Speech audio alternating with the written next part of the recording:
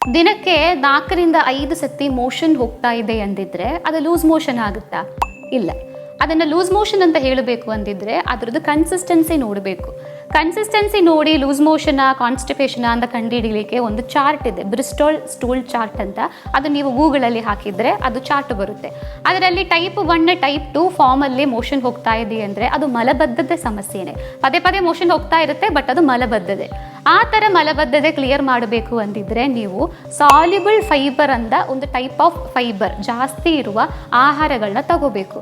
ಈ soluble fibre ಜಾಸ್ತಿ ಕಂಡು ಬರ್ತಾ ಇರುವ 4 ಬೀಜಗಳಿದೆ. ಒಂದು ಚಿಯಾ ಸೀಡ್ಸು, 2ನೇದು ಅಗಸೆ ಬೀಜ, 3ನೇದು ಮೆಂತೆ ಕಾಳು, 4ನೇದು ಎಳ್ಳು.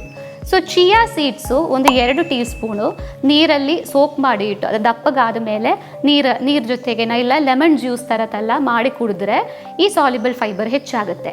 ಮಿಕ್ಕಿರೋ ನಾನು ಹೇಳಿರುವ ಕಾಳುಗಳು ಮೆಂತೆ ಕಾಳು, ಅಗಸೆ ಬೀಜ, ಎಳ್ಳು, ಇದು 3ನ್ನ 100 ಗ್ರಾಮ್ ಒಣಗಿಸಿ ಪುಡಿ ಮಾಡಿ ಒಂದು ಡಬ್ಬಿಯಲ್ಲಿ ಹಾಕಿ ಇಡಬೇಕು.